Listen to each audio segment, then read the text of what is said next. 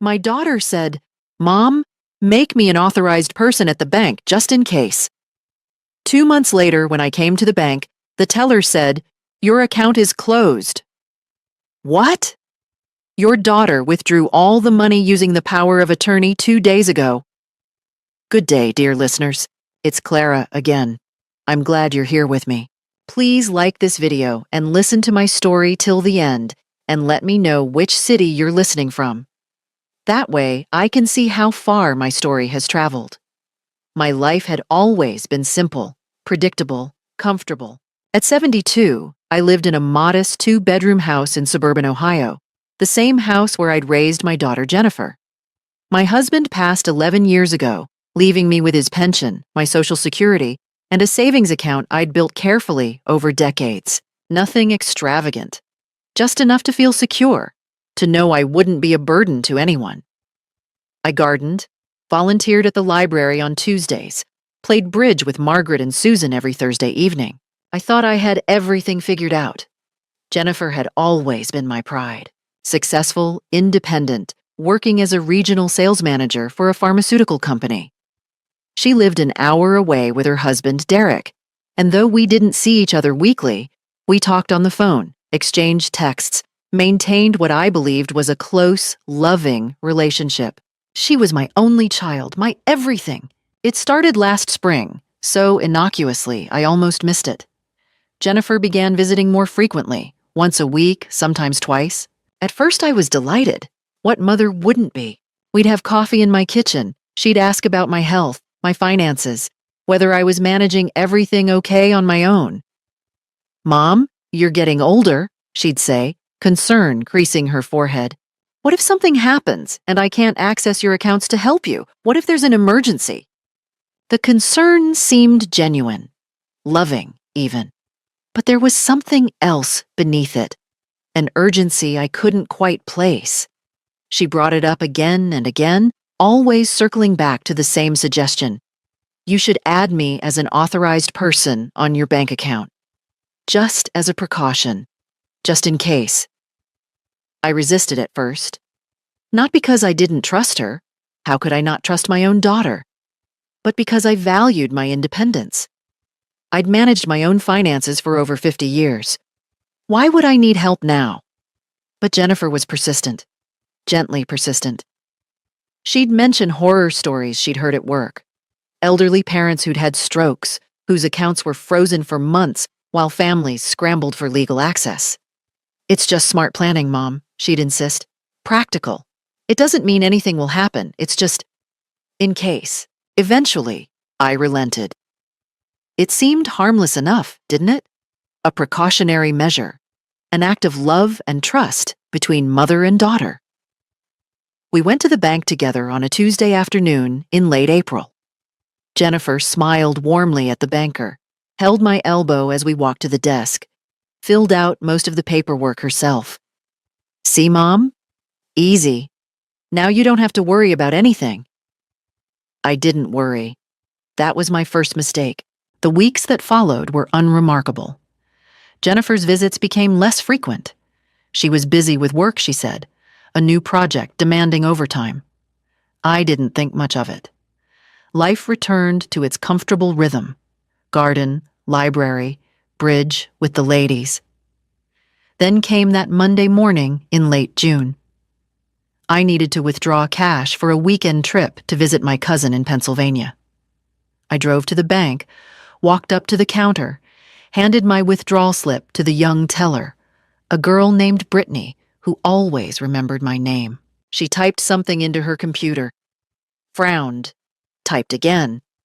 Then she looked up at me with an expression I'll never forget, confusion mixed with pity. "Mrs. Patterson," she said carefully, "your account shows as closed." The words didn't register at first. Closed? There must be some mistake. She shook her head slowly. "According to our records, the account was closed 2 days ago. Saturday morning. All funds were withdrawn." My hands went cold. "That's impossible. I haven't. It wasn't you, ma'am." Brittany glanced at her screen again. "It was Jennifer Patterson, your authorized representative. She came in Saturday, withdrew the full balance, $47,000, and closed the account. The floor seemed to tilt beneath me. $47,000. Everything. My emergency fund, my safety net, the money I'd scrimped and saved from every paycheck, every birthday gift, every careful budget decision over 30 years. Gone. There must be some mistake, I whispered again, but even as I said it, I knew there wasn't. I drove home in a daze, my hands trembling on the steering wheel. How did I even make it back? I don't remember the route, the stoplights, the turns into my driveway. I only remember sitting in my parked car, staring at my house, my safe, familiar house, and feeling like a stranger in my own life. $47,000. I kept repeating the number in my mind, trying to make sense of it. That money represented decades of sacrifice. The vacations I didn't take. The new car I didn't buy. The restaurant meals I skipped in favor of leftovers. Every dollar had been placed there with purpose, security, independence, dignity in my old age. And Jennifer, my daughter, my only child, the person I trusted most in this world, had taken it all. But why? I stumbled into my kitchen and sat at the table, the same table where we'd had coffee just weeks ago, where she'd smiled and talked about work and asked how I was sleeping. Had she been planning it even then? Had every concerned question, every loving gesture been a performance? The betrayal cut deeper than the money. This wasn't a stranger who'd scammed me, some faceless criminal I could report and move on from. This was Jennifer, the baby I'd nursed, the toddler whose scraped knees I'd bandaged, the teenager whose heartbreaks I'd soothed, the woman I'd celebrated at her college graduation, her wedding, every milestone of her life. How could she do this to me? I tried calling her cell phone. It rang 4 times, then went to voicemail. Jennifer, it's Mom. I need you to call me immediately. Please. My voice cracked on that last word. An hour passed. No response. I called again. Voicemail. Again. Voicemail. By evening, panic had given way to something colder, harder. I looked around my house, at the leaking faucet I'd been meaning to fix, the property tax bill sitting on the counter, the mortgage payment due in 2 weeks. I'd been managing, but just barely. My pension covered basic expenses with little margin for error. That savings account had been my cushion, my backup plan, my peace of mind. Without it, I was vulnerable. One medical emergency, one major repair, one unexpected expense, and I'd be in serious trouble. At 72, I had no earning potential, no way to rebuild what had been stolen. The word felt right. Stolen. Because that's what this was, wasn't it? Theft. The fact that I'd signed papers authorizing Jennifer's access didn't change the fundamental truth. She'd taken money that wasn't hers, money she had no right to, money I'd never intended for her to touch. I needed to think clearly. I made myself a cup of tea, sat back down at the kitchen table and forced my mind to focus. What were my options? Option 1. Do nothing. Accept the loss. Try to survive on my pension alone. Hope Jennifer eventually felt guilty enough to return the money. But even as I considered it, I knew it was foolish. If she'd felt capable of doing this in the first place, why would she develop a conscience later?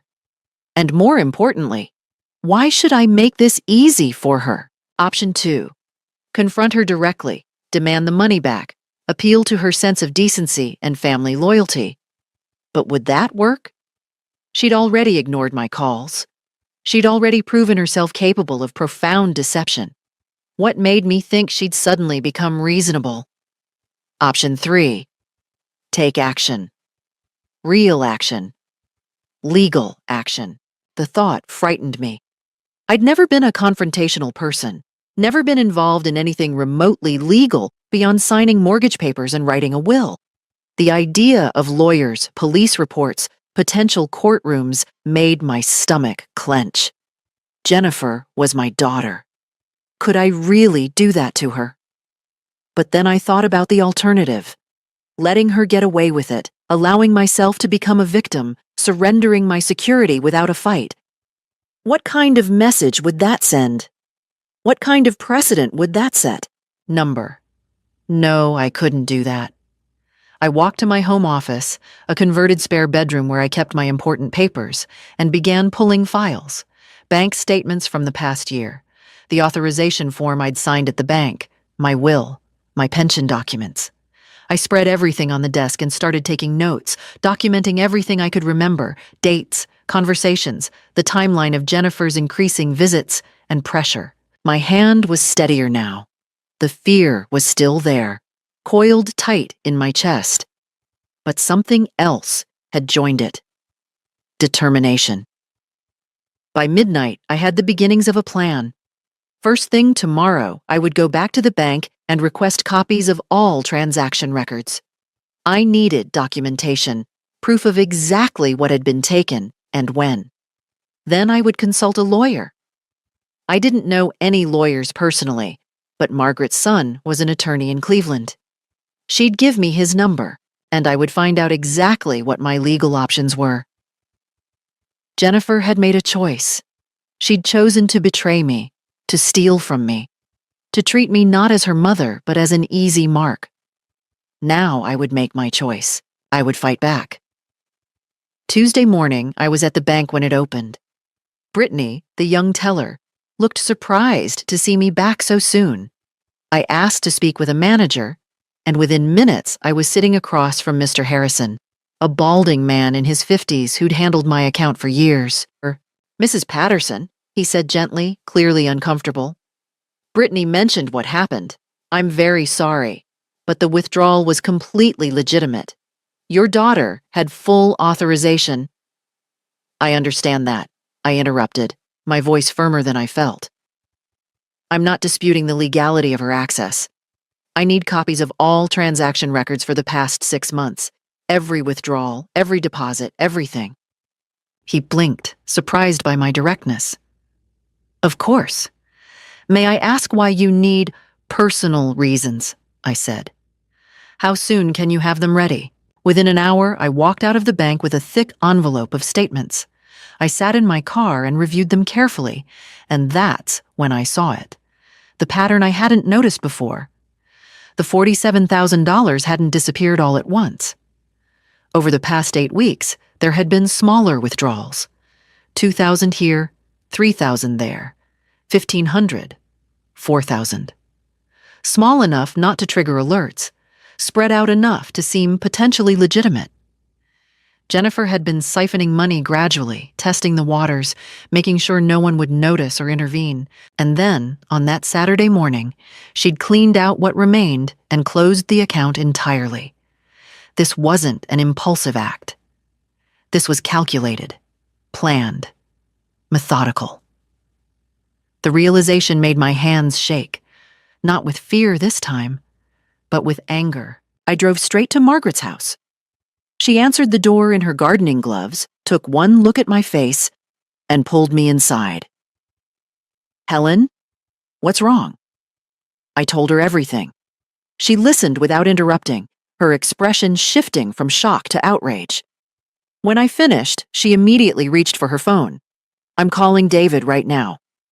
David Chen, Margaret's son, practiced family law in Cleveland.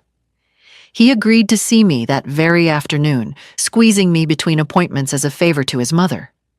His office was sleek and professional, and he was nothing like the intimidating lawyer I'd imagined. Instead, he was patient, thorough, and kind. I showed him the bank statements, explained the timeline, recounted Jennifer's pressure to be added to the account. He took detailed notes, asked careful questions, and finally sat back in his chair with a sigh. Mrs. Patterson, I'll be direct with you. Legally, this is complicated. Your daughter had authorized access to the account. You gave her that access voluntarily, in writing. That makes it very difficult to pursue criminal theft charges. My heart sank. So, I have no recourse? I didn't say that. He leaned forward. There's a difference between legal access and rightful ownership. The money was yours. She had permission to access it in case of emergency or to help manage your affairs, not to take it for her own use. We can pursue civil action, a lawsuit to recover the funds based on breach of fiduciary duty and elder financial exploitation. Elder financial exploitation. The phrase stung, but it was accurate. What would that involve? I asked. First, we'd send a formal demand letter, a legal notice requiring her to return the money within a specified time frame. If she refuses or doesn't respond, we file a lawsuit. Discovery process, potentially depositions, possibly a trial if it doesn't settle. I won't lie to you, it takes time and money. But given the amount involved and the clear documentation you have a strong case. How much time? How much money? He quoted me attorney fees that made me wince, but I'd expected as much. If we win, we can petition for her to cover legal costs as part of the judgment. And there's another option you should consider. What's that? Filing a report with Adult Protective Services. Financial exploitation of elderly family members is taken very seriously in Ohio. They can investigate, and if they find evidence of abuse, they can pursue their own actions, including criminal charges. Criminal charges. Against my daughter. The thought made me feel sick, but I forced myself to consider it rationally. What she'd done was criminal, wasn't it? Just because she was family didn't make it less wrong. Let me think about that part, I said. But yes, please send the demand letter. We spent another 30 minutes going over details. I signed a retainer agreement, wrote a check I could barely afford, and walked out of his office with a strange mixture of dread and relief. I was taking action. I was fighting back. That evening, my phone rang. Jennifer. I stared at the screen, my thumb hovering over the answer button. Finally, I picked up. Mom? Her voice was bright, casual, as if nothing had happened. Sorry I missed your calls yesterday. Work has been crazy. How are you? The audacity was breathtaking. I kept my voice level. Jennifer, I went to the bank on Monday. A pause. Oh? The teller told me my account was closed, that you withdrew all the money. Another pause, longer this time. When she spoke again, her tone had shifted, defensive but still attempting innocence. Mom, I was going to talk to you about that. I've been worried about you keeping so much cash in a regular savings account. The interest rate is terrible. I moved the money into a high-yield investment account in my name temporarily, just until we can set up something better for you. Don't lie to me. The words came out harder than I'd intended, but I didn't regret them. You took $47,000 without asking me, without telling me, and you closed my account. That money is mine, Jennifer. I want it back. Mom, you're overreacting. I'm managing it for you. I didn't ask you to manage anything. I want the money returned to my account by the end of this week. Her voice turned cold. Or what? Or I'll take legal action to recover it. Silence. Then she laughed. Actually laughed. You're going to sue me? Your own daughter? Mom, that's ridiculous. You're clearly confused. I'm not confused. I've already spoken with an attorney. You'll be receiving a demand letter this week. I suggest you take it seriously. I hung up before she could respond, my heart pounding so hard I thought it might burst through my chest. The gauntlet had been thrown. David's demand letter arrived at Jennifer's house 3 days later. I know because she called me within hours of receiving it, and this time there was no pretense of casual concern. What the hell is this? She hissed into the phone. No greeting, no mom, just raw anger. You actually hired a lawyer? You're actually threatening to sue me? I was in my garden, kneeling by the tomato plants, dirt under my fingernails.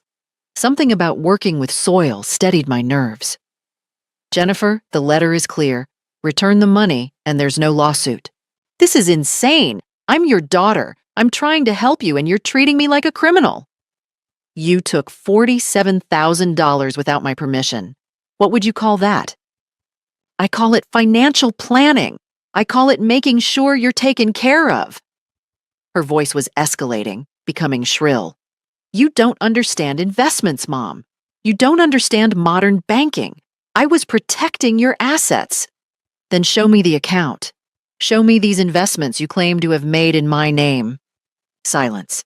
Jennifer, show me the account. It's complicated. There are penalties for early withdrawal. I don't care about penalties. If you truly invested my money, show me the proof. Account statements, investment documents, anything. I don't have to prove anything to you. Now she was fully shouting. You gave me access. You signed the papers. That money is as much mine as yours. And there it was, the truth, finally spoken aloud. She didn't view this as helping me or protecting me. She viewed my life savings as hers to take. You have until Friday, I said quietly. Return the money by Friday, or the lawsuit moves forward. You're making a huge mistake, Mom. Huge. Do you know what this will do to our family? To our relationship? You destroyed our relationship the moment you stole from me. I didn't steal anything, she was screaming now. And if you go through with this, I swear to God, you'll regret it. I'll make sure everyone knows what you're doing. I'll tell the whole family you've gone senile, that you're not competent to manage your own affairs. I hung up. My hands were shaking again, but this time with adrenaline rather than fear. Friday came and went. No money was returned. No apology. No communication at all. On Monday, David filed the lawsuit. The following Wednesday, Jennifer showed up at my house. I was washing dishes after lunch when I heard her car in the driveway. Saw her marching up my front walk with her husband, Derek, trailing behind her. I dried my hands and opened the door before she could knock. We need to talk, she said, pushing past me into my living room. Derek at least had the decency to look uncomfortable. He gave me an apologetic shrug. He'd always been the gentler one in their marriage, but said nothing. Jennifer spun to face me, arms crossed. This lawsuit is ridiculous, and you know it. You're wasting money on lawyers. You're humiliating our family. And for what? Because you're angry I tried to help you. You didn't try to help me. You stole from me. I already told you. Show me the investment accounts, Jennifer. Right now. Pull them up on your phone. Her jaw tightened. I don't have to, because they don't exist, do they? You didn't invest my money. You spent it. Derek's head whipped toward his wife. Jen? She ignored him. Her eyes locked on mine. Fine. You want the truth? Yes, I used some of the money. We needed it. Derek's company cut his salary. We're behind on the mortgage. Kaylee's college tuition is due. We're drowning in debt, and you were just sitting on all that cash doing nothing with it. It was my cash, my security. You're 72 years old? How much security do you need? You're going to die in a few years anyway. The words hung in the air, obscene in their cruelty. Even Derek flinched. Jennifer must have realized what she'd said because her face paled slightly, but she didn't apologize. Instead, she doubled down. I'm your only family, Mom. Your only child. Eventually, that money would have been mine anyway. I just moved up the timeline by stealing it. Stop calling it stealing. She stepped closer, her voice dropping to something more menacing. You want to play hardball? Fine. I'll tell the court you have dementia. I'll bring in doctors' testimony, proof that you're not mentally competent. I'll get a conservatorship, take control of all your assets, and you won't be able to do anything about it. My blood ran cold. Could she actually do that? Could she lie convincingly enough to have me declared incompetent? But then I looked at her. Really looked at her. At the desperation in her eyes, the way her hands trembled slightly. The sweat on her upper lip despite the cool temperature in the room. She was scared. Cornered. Bluffing. Get out of my house, I said quietly. Mom? Get out! Derek touched her arm. Jen, come on, let's go. She shook him off, but must have seen something in my expression that told her I wouldn't budge. This isn't over, she spat. You're going to regret this. Both of you will. She stormed out, Derek following with an apologetic glance back at me. I watched through the window as they argued beside their car. I couldn't hear the words, but Jennifer's wild gestures and Derek's defensive posture told the story. Finally, they got in and drove away. I locked the front door, walked to my bedroom, and sat on the edge of the bed. My whole body was shaking now. The confrontation had drained something essential from me, left me feeling hollow and ancient. For the next 3 days, I barely left the house. I didn't garden, didn't answer the phone, didn't see anyone. Margaret came by twice, but I pretended not to be home. I needed silence, needed space to process what had happened. My daughter had threatened me, had essentially told me I'd be dead soon so my money didn't matter, had promised to destroy my credibility, my reputation, my autonomy if I didn't surrender. What kind of person had she become? Or had she always been this way, and I'd simply refused to see it? On the 4th day, I woke up feeling different. The shock had worn off. The fear had crystallized into something harder, colder. Jennifer had shown me exactly who she was, and I believed her now. This wasn't about the money anymore. It was about refusing to be a victim, about reclaiming my dignity. I got dressed, made coffee, and called David. I want to move forward, I told him, with everything, the lawsuit, the Adult Protective Services report, all of it. Are you sure? He asked gently. Completely sure. 2 weeks into the legal process, Jennifer changed tactics. The threatening calls stopped. The angry voicemails ceased. Instead, I received a text message. Mom, can we talk? Just the two of us? Please? I stared at the message for a long time before responding. About what? About finding a solution that works for both of us. No lawyers, no drama, just mother and daughter. Every instinct screamed trap, but curiosity won out. Where? That cafe on Maple Street, the one we used to go to. Tomorrow at 2? The nostalgia play wasn't subtle. Rosie's Cafe had been our special place when Jennifer was younger, where we'd celebrated her high school graduation, where I'd taken her for heart-to-hearts during difficult times. She was trying to manipulate me with memories, but I agreed anyway. Fine. 2 p.m. I arrived 15 minutes early and chose a table by the window where I could see her approach. When Jennifer walked in, I almost didn't recognize her. She looked exhausted, dark circles under her eyes, hair pulled back in a messy ponytail, clothes that suggested she'd dressed in a hurry. She'd lost weight. Good, a small, vicious part of me thought. Then I felt guilty for thinking it. She slid into the seat across from me, attempted a smile. Thanks for meeting me, Mom. I said nothing, just waited.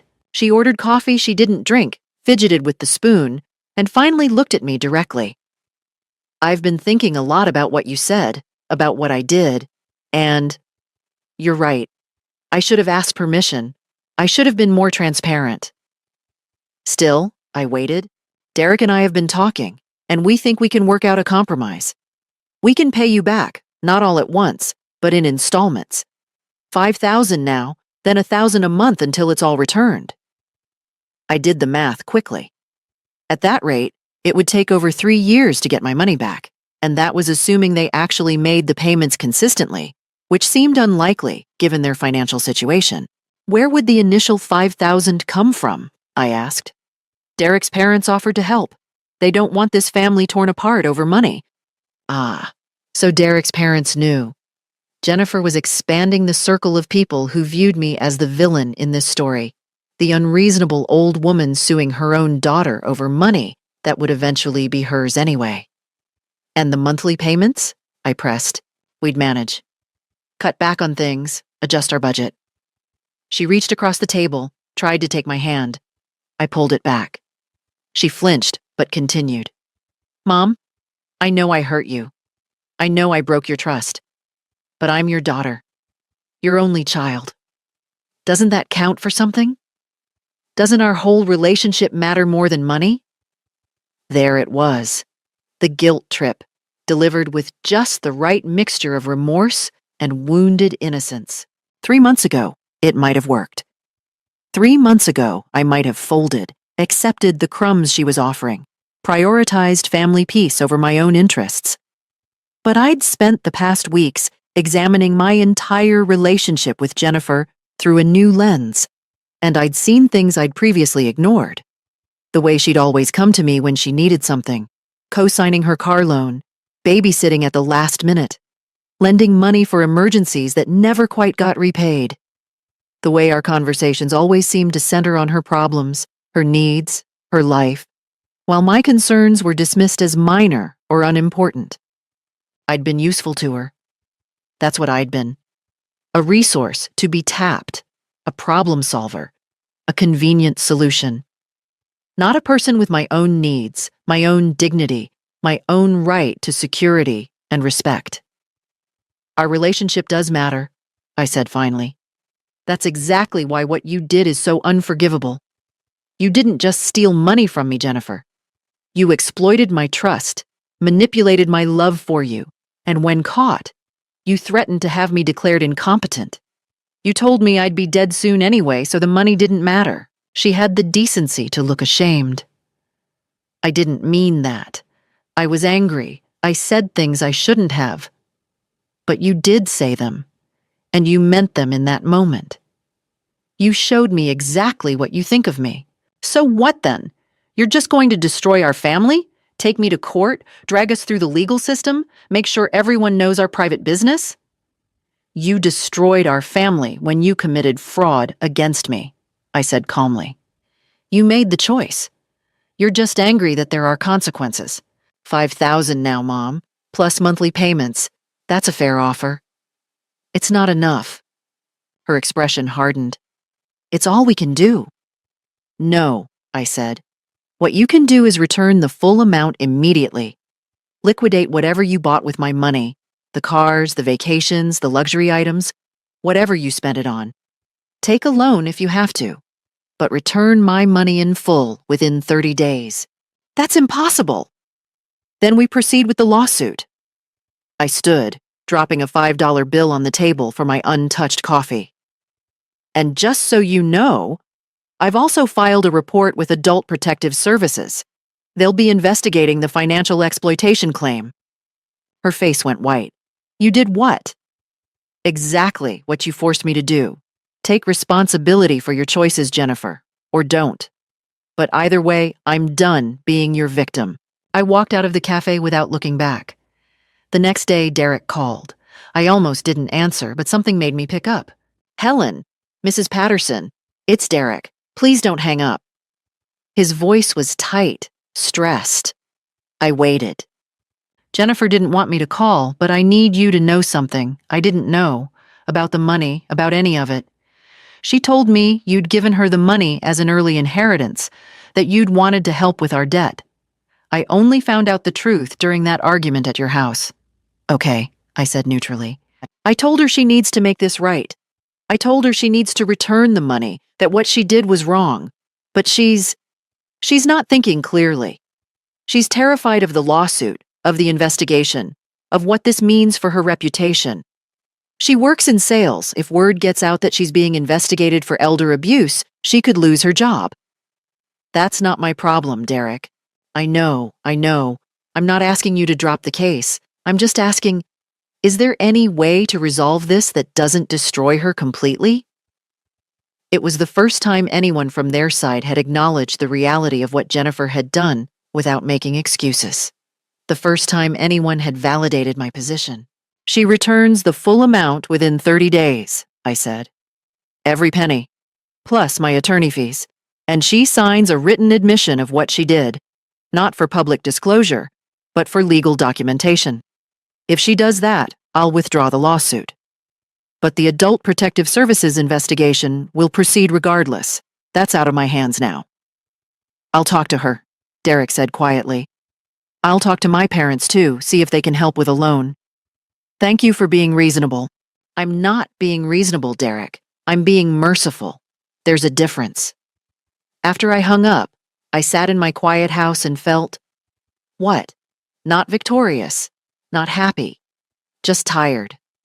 Margaret came over that evening with a casserole and a bottle of wine. You look like hell, she said bluntly. I feel like it. We ate dinner mostly in silence, then moved to the living room with our wine glasses. Margaret had been my friend for 30 years. She'd known Jennifer since she was a baby, had been there for birthday parties and graduations and everything in between. How are you really doing? She asked. And somehow, that simple question broke something open in me. I started crying. Deep, wrenching sobs I'd been holding back for weeks. Margaret just held me, let me cry it out. Didn't offer platitudes or false comfort. When I finally calmed down, she handed me tissues and refilled my wine. I keep thinking I failed her, I whispered. That I raised her wrong, that this is somehow my fault. Stop that, Margaret said firmly. You didn't make her steal from you. You didn't make her lie and manipulate and threaten. She made those choices. She's a grown woman, and she's responsible for her own actions. But she's my daughter. And you're her mother, which means she owed you respect, love, and honesty. She gave you none of those things. That's on her, not you. We talked until past midnight. About Jennifer, about betrayal, about the courage it took to stand up for myself. When Margaret finally left, I felt lighter somehow, less alone. I had support. I had friends who believed me, who saw the situation clearly, who didn't expect me to sacrifice myself for the sake of false peace. That mattered more than I'd realized. They came on a Sunday afternoon, without calling first. I was reading on the back porch when I heard the doorbell. Then Jennifer's voice calling through the mail slot. Mom, we know you're home. Please, we just want to talk. I considered ignoring them, but curiosity, and maybe some lingering maternal instinct, made me open the door. Jennifer stood on my porch with Derek and, to my surprise, Derek's parents, Robert and Linda Chen, a well-dressed couple in their mid-70s whom I'd met perhaps a dozen times over the years at holidays and family gatherings. They'd always been cordial, but distant, clearly viewing me as a rung or two below their social status. We've come to make peace, Linda announced, sweeping past me into my living room as if she owned the place. Robert followed with an apologetic nod, while Jennifer and Derek brought up the rear. I stood in my own doorway, feeling invaded. I wasn't aware we had an appointment. This is too important for appointments, Linda said, settling herself on my sofa. Family matters require immediate attention. Robert, dear, tell her. Robert Chen cleared his throat uncomfortably. He'd always struck me as a decent man, if somewhat dominated by his wife. Helen, we've heard about the situation between you and Jennifer. We want to help resolve it. There's nothing to resolve, I said, still standing. Jennifer stole $47,000 from me. She can return it, or we proceed with a lawsuit. It's very simple. Linda made a dismissive sound. See, this is exactly the problem. You're being so rigid, so unforgiving. Jennifer made a mistake. A mistake is forgetting to return a phone call. Taking $47,000 is theft. She was trying to help you, Linda's voice rose. She was trying to make sure your money was properly invested, that you'd be taken care of.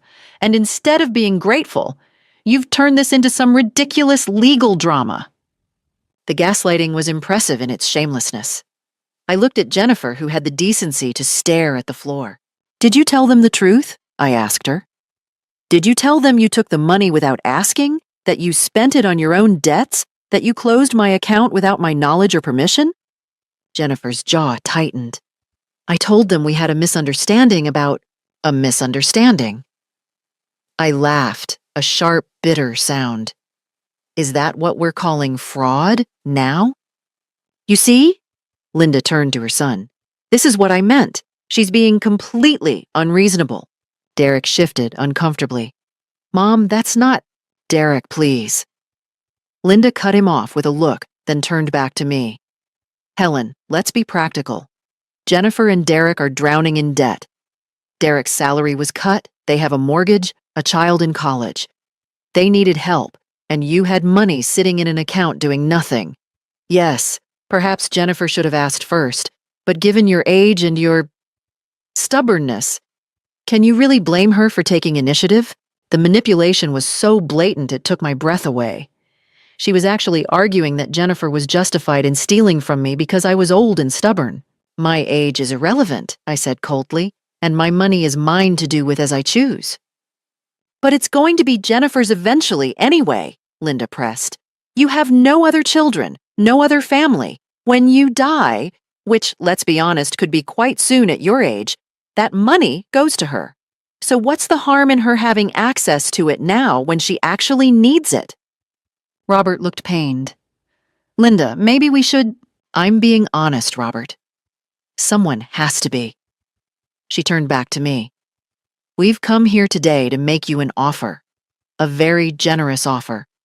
We'll give you $10,000, right now a check, if you drop the lawsuit and the investigation. $10,000. Less than a quarter of what had been stolen. You're offering me a fraction of my own money back? I asked in disbelief. We're offering you peace, Linda corrected. We're offering you the chance to preserve your relationship with your daughter, your granddaughter, your only family. $10,000 is a fair compromise, considering Jennifer had authorized access and was acting in your best interests. I looked at each of them in turn. Linda, imperious and certain she could buy my silence. Robert, uncomfortable but unwilling to contradict his wife. Derek, ashamed but silent. And Jennifer, who finally met my eyes with an expression I couldn't quite read. Was it hope? Desperation? Contempt? Get out, I said quietly. Linda blinked. Excuse me? Get out of my house, all of you, now. Don't be ridiculous. I said get out. My voice rose, surprising even myself. How dare you come into my home and try to bribe me with my own money? How dare you suggest I should be grateful for being stolen from? How dare you act as if I'm the problem here? Jennifer stood abruptly. See? This is what I've been dealing with. She's impossible to reason with. Because I won't let you rob me blind? I turned on her. Because I won't accept pennies on the dollar for what you stole? Because I have the audacity to expect my own daughter to treat me with basic human decency? I treated you with plenty of decency for 72 years, Jennifer shot back, her mask finally slipping completely. I visited you. I called you. I pretended to care about your boring stories and your pathetic little life. And what did I get? Nothing. You're sitting on nearly $50,000 while your own daughter and granddaughter are struggling, and you wouldn't even offer to help. You never asked for help, you just took. Because I knew you'd say no. You've always been selfish, always hoarding your money like some kind of dragon. Jennifer, stop. Derek tried to intervene, but she shook him off. No, I'm done pretending. I'm done acting like she's some sweet old lady when she's actually a bitter, miserly woman who cares more about money than her own family. The words should have hurt, but instead, I felt a strange clarity wash over me. This was who she really was. This was what she really thought of me. And finally, she was being honest. You're right about one thing, I said calmly. I do care about money. Because money is security. Money is independence. Money is the difference between being able to take care of myself and being at the mercy of people like you. And everything you just said proves I was right not to trust you with it. Linda stood. Robert, we're leaving. There's no reasoning with someone so selfish. I'm selfish? I laughed. I'm selfish because I won't hand over my life savings to someone who's already proven they'll steal from me? You're selfish, Jennifer hissed, because you're willing to destroy your own family over money, because you're so vindictive, so cruel, that you'd rather see me lose my job, lose my reputation, lose everything than just let this go. I didn't make you steal from me, Jennifer. You did that all by yourself. Fine. She grabbed her purse. You want war? You've got it. We'll fight you every step of the way. We'll drag this out. We'll make it as expensive as possible. We'll make sure everyone knows what kind of person you really are. Go ahead, I said. The truth is on my side. They left in a storm of slammed doors and angry muttering. Through the window, I watched them argue in the driveway. Jennifer screaming, Derek trying to calm her, Linda gesticulating wildly while Robert stood helplessly by. Then they were gone. I locked the door and leaned against it, my heart pounding. My hands were shaking, my legs weak. The confrontation had taken everything out of me. But underneath the fear, underneath the exhaustion, there was something else. Pride. I'd stood my ground. I'd refused their bribes and their manipulation. I'd refused to be bullied or guilted into surrendering. For the first time in my life, I'd chosen myself over keeping the peace. And it felt terrifying and exhilarating all at once. The Adult Protective Services investigation moved quickly. Patricia Simmons, the caseworker, reviewed my documentation and interviewed Jennifer. She's not a skilled liar, Patricia told me afterward. Her story changed 3 times in an hour. First, you gave permission. Then it was a misunderstanding. Then you have dementia and don't remember. I don't have dementia. I know. Your doctor confirmed it. Her lies just made her look worse. David called with a settlement offer, $35,000. That's $12,000 short, I said. Tell them no. We go to trial. The trial took place on a gray October morning. Jennifer sat with her attorney while David methodically presented our case. Documentation, timeline, bank records, testimony confirming I'd never been consulted. Then David cross-examined Jennifer. You testified you were worried about your mother's financial management. What specific concerns did you have? Jennifer hesitated. She's elderly. Had she made any poor decisions before you took access? Not that I saw, but in fact, she'd maintained that account for 30 years without issue, correct? Yes. You claim you invested the money. Can you provide documentation? They were temporary. Yes or no? No. Because you spent it on your debts, didn't you? Some was invested. How much? About $5,000. $5,000 out of 47. Where did the rest go? Our mortgage, credit cards, Kaylee's tuition. Your debts, not your mother's benefit. Did you tell her before taking the money? No, but did you close her account without her knowledge? Technically, yes. Did you offer to return the money when she discovered the theft? Jennifer's composure cracked. I offered partial repayment. She refused to compromise.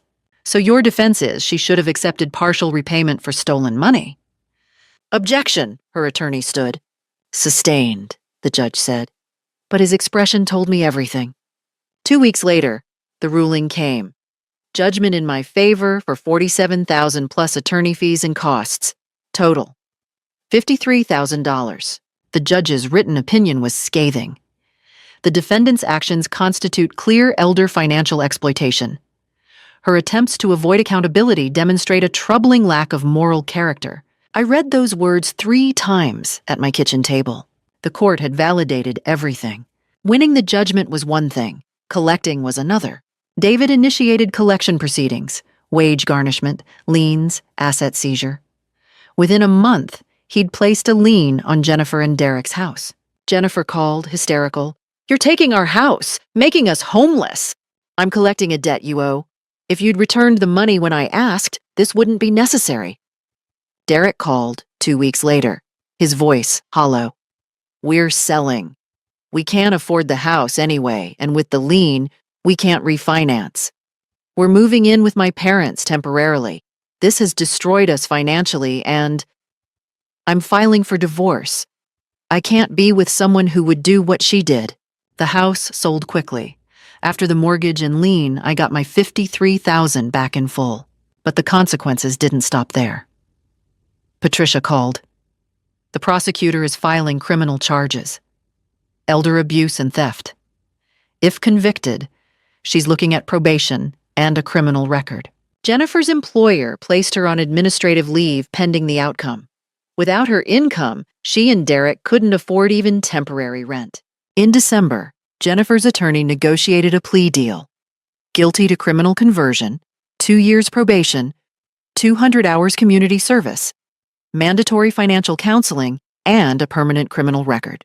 At the plea hearing, Jennifer admitted her guilt in a barely audible voice. When it was over, she glanced back at me once. I couldn't read her expression. I felt nothing. Outside, reporters were waiting. Someone had tipped them off. A reporter shoved a microphone at Jennifer. "Do you have anything to say to your mother?" Jennifer's face crumpled. She fled to her car. The story ran that evening.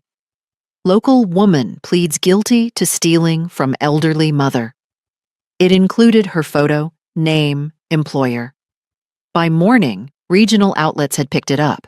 Jennifer's pharmaceutical sales career was over. No company would hire someone with her record.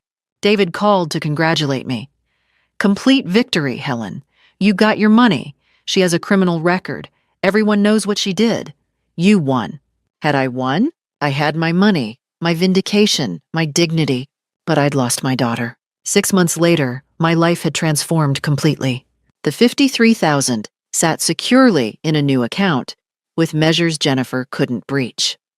I'd updated my will, removing her as beneficiary and leaving everything to charities and Kaylee through a trust she couldn't access until age 30. But the real change was internal. I'd discovered I was stronger, braver, more resilient than I'd known. That discovery opened doors. Margaret and I started traveling, weekend getaways, then a 2-week New England tour.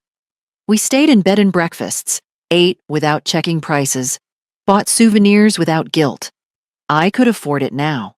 I volunteered more seriously, leading a reading group at the library, helping with costumes at the local theater. I made new friends who knew nothing about Jennifer, who simply enjoyed my company. Susan introduced me to her brother-in-law, Howard, a widower with kind eyes and dry humor. We started having coffee, then dinners. It felt like genuine companionship. When I told him about Jennifer, he simply said, "Good for you for standing up for yourself. No judgment. No pressure to reconcile. Just respect." My life had expanded. Without Jennifer's drama, I had space for joy. Meanwhile, Jennifer's life had imploded. Through the grapevine, I heard updates. Her divorce finalized in March. Derek got primary custody of Kaylee and moved to Michigan for a new job. Kaylee transferred schools there, working part-time, thriving away from her mother.